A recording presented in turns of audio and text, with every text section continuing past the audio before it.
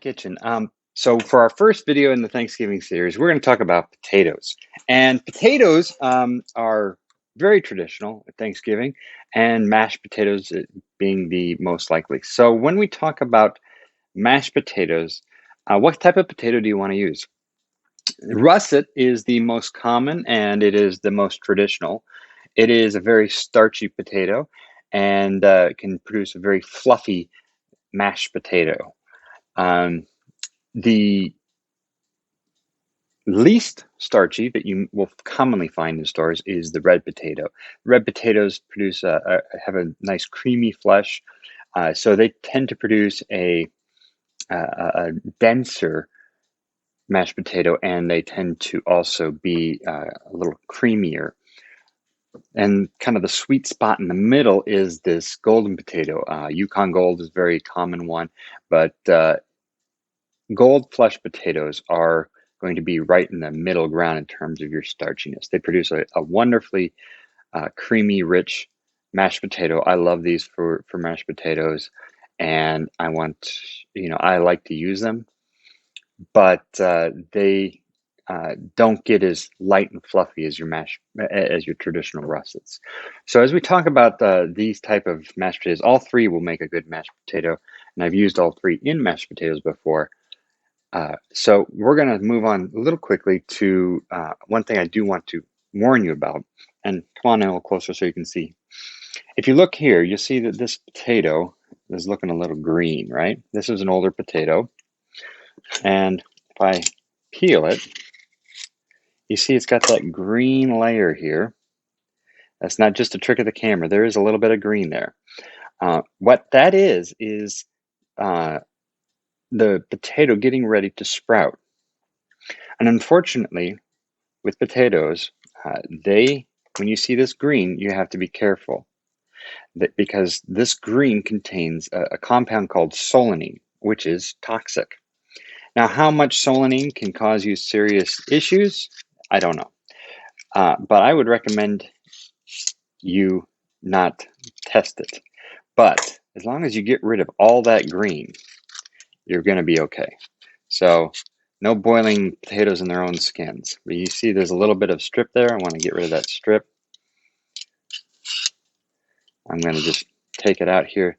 And all this area, it should be safe to eat now that the green is gone. All right, so pro tip, when you're doing it, have a little bowl or a tray which you can put your scraps in. As you peel, then when you get to the point where you're all done, cleanup becomes very easy. So that's a good tip this is your super tip. Make your spouse or whomever's cleaning the kitchen very happy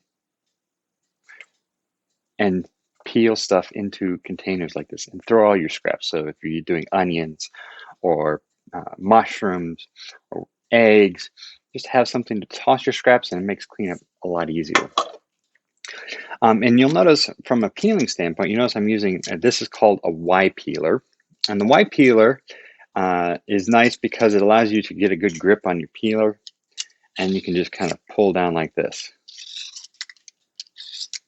You can also grip it like this and pull down like this, depending on what you're doing. I do that for carrots more than I do for potatoes. But this allows me a lot of control.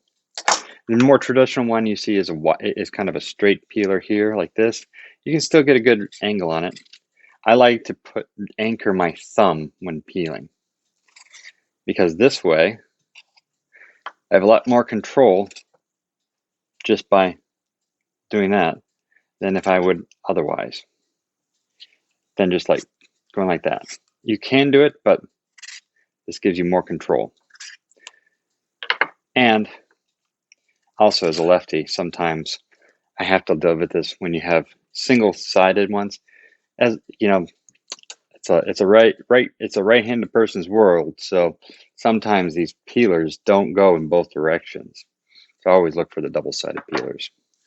Anyway, so that's it for the peeling. We've got the potato types. Oh, so to give you an idea, I did boil some of these potatoes here just to show you what it looks like on the inside. when you're in.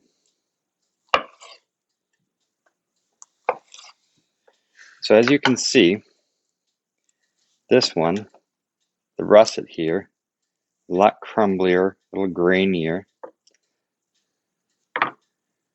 Let's see. You can see a little bit of the granules there. That just means a little starchier. Gonna have a nice clean flavor, typical of what you see from you know, potatoes that you've eaten all your life.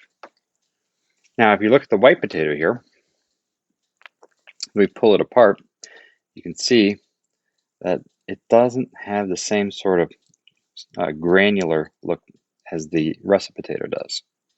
And as you taste it, you're going to get a much cleaner flavor.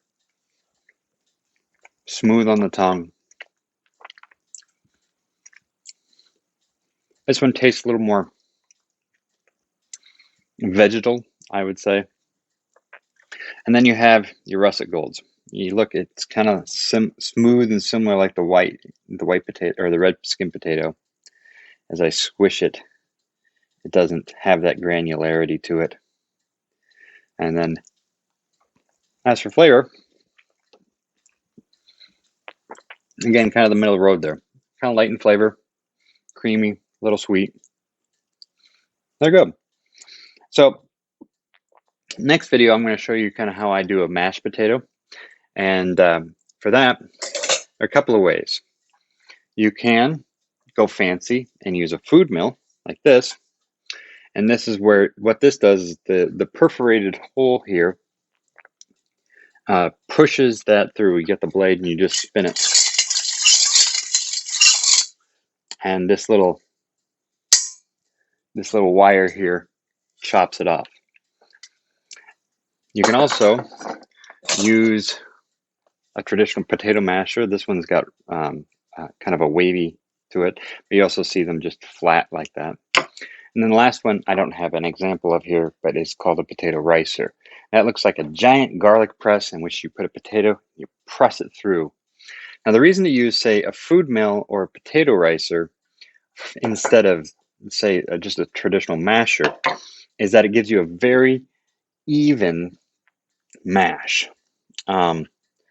It takes the potato apart well, and you are left with very even.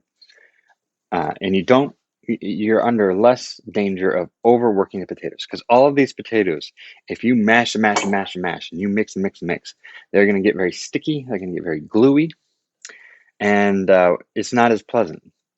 So using something like the ricer, or the food mill or the ricer, will allow you to get that fluffiness that you want to see.